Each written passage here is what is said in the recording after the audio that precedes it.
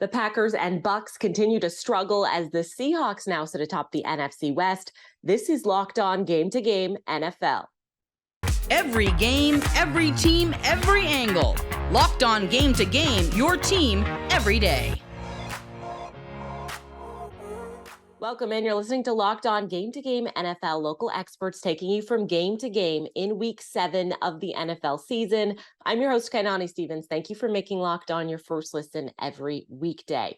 The Cincinnati Bengals and Joe Burrow back to looking like that Super Bowl team that we saw last year. The caliber was up there, certainly against the Falcons. Locked On Bengals goes over a great week for the offense. Locked On Falcons talks about their team getting a reality check.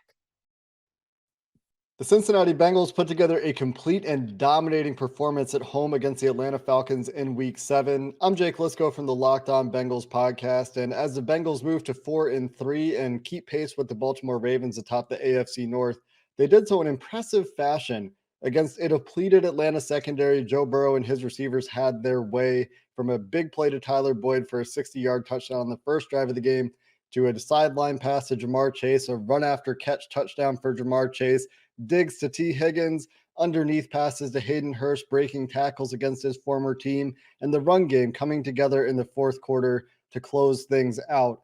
The offense was clicking on all cylinders. Outside of just one drive, one bad punt return play for the special teams unit in the first half, this would have been even more lopsided than it ended up being. The defense keeping up its streak for the Bengals of not giving up a second half touchdown. In fact, holding the Falcons to 0 second half points, and really just a handful of yards as the Atlanta Falcons really struggled to get the ball moving when the Bengals were up in this game, and they couldn't just run the ball easily with the Bengals defense adjusting. For more on the Bengals, we have you covered over on the Locked On Bengals podcast, covering the Cincinnati Bengals every day.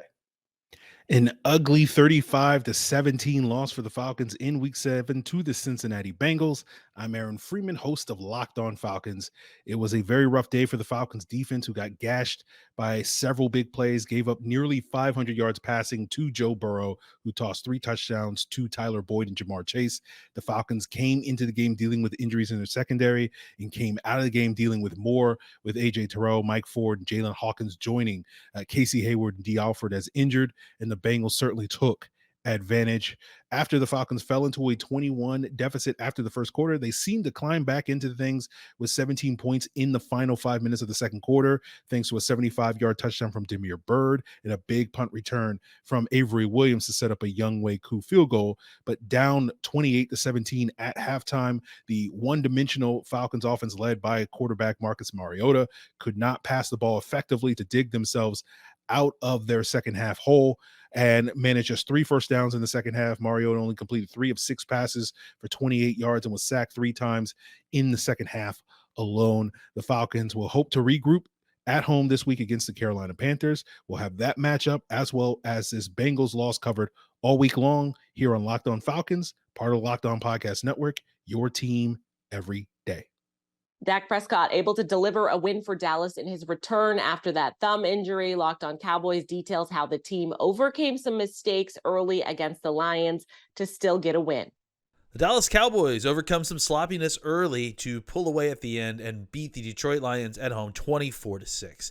Hi, I'm Landon McCool with the Locked On Cowboys podcast, and despite, like I mentioned, some of the early sloppiness on the offense, not really all due to Dak, who is coming off his first game in 5 weeks. He had some ill-advised throws at times, but his arm didn't look problematic at all. There was just some miscues, some drops, some penalties, and some inability to kind of convert easy third downs in the run game. The Cowboys seemed to kind of clear it up in the second half and really started to pull away as the Dallas defense was able to hold Detroit's high-scoring offense to only 6 points after getting 5 turnovers and setting Dak and offense up a lot in the second half.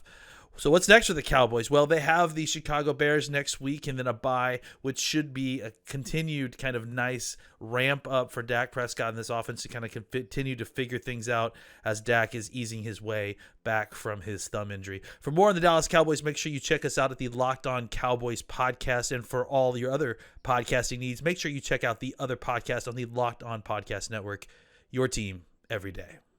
Coming up, Father Time seems to be catching up to Tom Brady. This is Locked On Game to Game NFL. Today's edition of Game to Game is brought to you by Prize Picks. It's a super simple way to play with your friends. You pick 2 to 5 players, and if they score more or less than their Prize Picks projections, you can win up to 10 times your money on any entry. Now, you can download the Prize Picks app or go to prizepicks.com to sign up and play daily fantasy sports. First-time users can receive a 100% instant deposit match up to $100 with promo code Locked On. Now, if you deposit $100, Prize Picks will give you $100. If you deposit $50, Prize Picks will give you $50. So don't forget to enter promo code Locked On at sign up for an instant deposit match of up to $100. Welcome back to Locked On Game to Game NFL. I'm Kainani Stevens. Thank you for making Locked On your first listen every single weekday. The Titans beat the Colts for the second time this season. Locked On Titans goes over the domination in the AFC South. The Tennessee Titans defeat the Indianapolis Colts 19-10 and sweep the Colts for the season series. My name's Tyler Rowland, host of the Locked On Titans podcast. The Tennessee Titans won this game with a dominating defensive performance. They forced 3 turnovers on the Indianapolis Colts, including a pick 6 by safety Andrew Adams. They also get 3 sacks on Matt Ryan, 10 quarterback hits. They hold the Colts to under 4 yards per carry, under 70 total rushing yards. The Titans offense didn't score a touchdown in this game, but the defense continued to come up big for the Titans. The Titans offense was able to gut out a few drives at the end and put 6 fourth quarter points on the board to give them a big enough margin to win. But overall, really just an incredible defensive performance for the Titans. And they grab a stranglehold around the AFC South with a sweep of the Indianapolis Colts. For more analysis, check out the Locked On Titans YouTube channel. Locked On Titans, free Monday through Friday Tennessee Titans content. It's your team every day on the Locked On Titans podcast. A last-ditch chaotic final play could not save Aaron Rodgers and the Packers from their 3rd loss in a row this week. Locked On Commanders goes over all the good things for Washington after their 2nd straight win. All right, Commanders fans, it's time to party as much as you possibly can. The Commanders win their 2nd in a row here at FedEx Field, 23-21 over the Green Bay Packers. They improved to 3-4, and the Packers lose their 3rd straight. They drop to 3-4, and of course that's important if for a potential playoff tiebreaker, maybe for that 7th and final playoff spot, but lots of work to do before then. Here's how it happened. The Washington Commanders came from behind. They were down 7-0 in this game. They were down 14-3 after a Devondre Campbell 63-yard interception return for a touchdown. They almost gave up another fumble return for a touchdown, and they did. If not, it was wiped out by a Green Bay penalty, so that saved Washington 7 points. Antonio Gibson with a 9-yard touchdown pass from Taylor Heineke. Terry McLaurin with a 37-yarder was 49 yards worth of air distance, according to Next Gen Stats. So who says that Taylor Heineke can't throw the long ball? Terry McLaurin says he can. McLaurin finishing with 8 targets, 5 catches, 73 yards, 2 huge ones on 3rd down on the final Commanders drive to help kill some clock. Aaron Rodgers and Green Bay desperately trying to get in position for a potential game-winning field goal, but the final play of the game, because they had no timeouts, was lateral city, and they could not make it work, and Washington holds on 23-21. David Harrison and I will be live from FedEx Field for a special Monday edition of the Locked On Commanders podcast. A full edition will have the full recap and what's ahead next. Stay with us for Locked On Now. From FedEx Field in Landover, Maryland, I'm Chris Russell.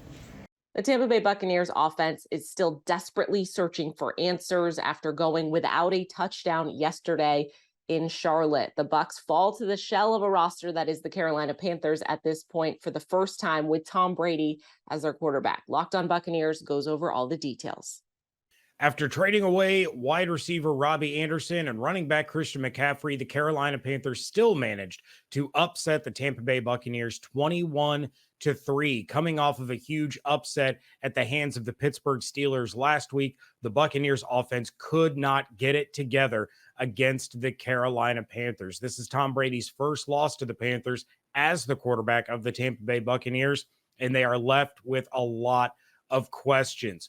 What do they do about the play calling? Is Todd Bowles the reason for these issues? What's happening with the offensive line? And most importantly, are the off-field issues for Tom Brady affecting his play? Right now, there's a whole lot more questions than answers, but the Bucs have a short turnaround and face the Baltimore Ravens this Thursday night. They need to get the offense together, and they need to do it quickly. For more on this and all things Tampa Bay Buccaneers, check out my co-host David Harrison and I on the Locked On Bucs podcast 5 days a week, right here on the Locked On Podcast Network, your team every day. After losing last week to the Giants, the Ravens bounced back in a big way to beat their rival, the Cleveland Browns. Our Locked On Ravens goes over what the difference was between those two games. The Baltimore Ravens pull off an important 23-20 win over the Cleveland Browns in Week 7. This is Kevin Oestreicher, the host over at Locked On Ravens, and what an important win it was. It moves Baltimore to 2-0 in their division and 4-3 on the season, still maintaining their AFC North lead due to the tiebreaker they have over the Cincinnati Bengals. This is a game that Lamar Jackson completed just 9 passes in, but on the shoulders of Gus Edwards, who was making his first appearance in a competitive football game in 646 days, rushes 16 times for 66 yards and 2 touchdowns, a breath of fresh air for the Ravens as he was able to convert in short yardage situations. The Ravens ran the ball into the ground and it ended up getting them a win, but it did get a bit dicey. It was not a pretty win by any stretch of the imagination, as late in the game there was a late fumble by Justice Hill deep into Browns territories. The Ravens were looking to ice the game away, but the Ravens end up getting the stop they need on what many deem a controversial penalty on a 56-yard field goal attempt by Cade York, which turns into a 61-yard field goal attempt by Cade York. Malik Harrison gets a block. The Ravens end up winning the game there. They close out a game in the fourth quarter. Baltimore had 5 sacks on Jacoby Brissett, a very, very good game for Calais Campbell, for Justin Houston. Patrick Queen had a great game himself, so momentum to build upon for Baltimore heading into a Week 8 Thursday Night Football match with the Tampa Bay Buccaneers as they hope to build on their win here in Week 7. For more on the Ravens and their Week 7 win, be sure to follow the Locked On Ravens podcast and subscribe on YouTube, part of the Locked On Podcast Network. The New York Jets are on a 4-game win streak and now sit at 5-2 after handing yet another loss to Russell Wilson and the Denver Broncos. Locked On Jets and Broncos go over what continues to be 2 of the more surprising starts to the season. The Jets overcome injuries to make it 4 in a row in Denver. I'm John, the host of the Locked On Jets podcast, and the Jets defeated the Denver Broncos on Sunday in Denver. The final score was 16-9. It was a great defensive performance for the Jets, holding Denver to 9 points. They shut the Broncos out in the second half, and they got just enough from their offense. It was an offense that was depleted. Elijah Moore was inactive after his trade request earlier in the week. During the game, the Jets lost Breece Hall, Corey Davis, and Elijah Vera Tucker due to injuries, but they were able to put together the drives that they needed, aided by an interception in the second half that put them into scoring range to register the key points that they needed. For more on the Jets, tune into the Locked On Jets podcast, part of the Locked On Podcast Network. New episodes available every Monday through Friday. Your team every day. If you were to ask any Denver Broncos fan that going into Week 8, the Broncos would be at 2-5 right before the bye, I think a lot of people say, no way, you're crazy. That's the reality here for this Broncos football team right now after a home loss to the New York Jets. I'm Cody York, host of Locked On Broncos, and the Broncos drop a home game 16-9 to the visiting New York Jets. The Broncos defense early on allowed an explosive touchdown, but buckled down for the remainder of the game there and forcing the Jets to kick and settle for field goals the rest of the way. Unfortunately, the Broncos offense in the second half couldn't get anything going, not to mention Broncos kicker Brandon McManus missed an extra point early on in the game and a 56-yard field goal that maybe would have made the score 13-13 in the fourth quarter, which could have changed the game plan a little bit. Pressure is mounting for Broncos head coach Nathaniel Hackett, with the offense being one of the league's worst. As a matter of fact, after Sunday, it dropped to the league's worst offense in terms of points scored overall. Where do things go here as the Broncos now prepare for the Jacksonville Jaguars? Check out Locked On Broncos on your favorite audio podcasting platform or on YouTube for more. The Chiefs once again making a statement that they are still among the league's elite and they will be a tough challenge on any given Sunday. Locked On Chiefs goes over everything post-game from this one in San Francisco. The Kansas City Chiefs got a win and got off the schneid, beating the 49ers out in the Bay. They got what they needed. I'm Ryan Tracy from Locked On Chiefs, and it's worth a chuckle a little bit here because there was so much hubbub made about how poorly the result was against the Buffalo Bills. A week later, the Chiefs have been able to double down, get themselves back on track, right the ship in the correct direction, and get out to the Bay where they kind of exercise some demons. What they have to do going forward is replicate this kind of performance that was dominant in the passing game, was able to move the ball on the ground when they needed to, and was able to slow down the offense against them in a number of ways. Deebo Samuel was a non-factor. The best defense in the NFL was a non-factor compared to this offense, 500 yards plus of offense. A lot comes into it. This is the blueprint that they need to continue to go back to. We're going to talk about it all week on Locked On Chiefs, your team every day. Sunday Night Football, it turned out, was over as soon as the first half was over, as the Dolphins and Steelers did not score a single point in the third or fourth quarter. Locked On Dolphins has more on Tua's return and a Miami win. Kyle Krabs of Locked On Dolphins, and the Miami Dolphins used an incredible effort on defense to back a strong start offensively in their route to a 16-10 victory over the Pittsburgh Steelers on Sunday Night Football. The Dolphins were hot offensively from the jump, scoring on their first 3 possessions, but they would hardly score again, including passing on a second-half field goal that would have pushed the Dolphins' lead to 9. Instead, they went for it on 4th down and did not convert, leaving Pittsburgh within striking distance and having to twice in the final 5 minutes of the game turn back the Steelers with interceptions from safety Javon Holland and cornerback Noah Igbenogany to keep the Steelers off the board and preserve their 4th win of the 2022 season.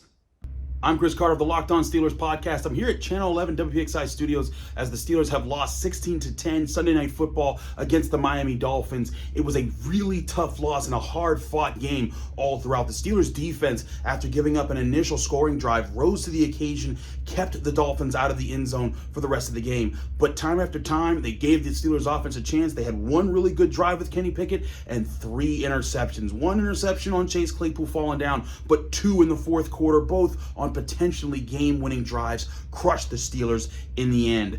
At the end of this game, there's a lot of questions. One, why was there so much conservative play and play calling throughout the game? Maybe we got our answer with the interceptions at the end there because the Steelers were just trying to give themselves a chance to win it in the end.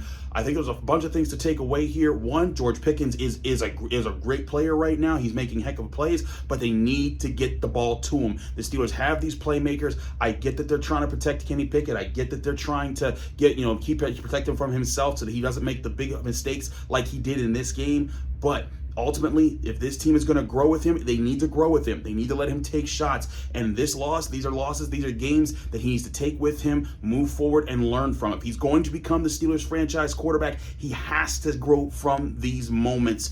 And you saw in the game there, he talked about it afterwards, the last interception especially.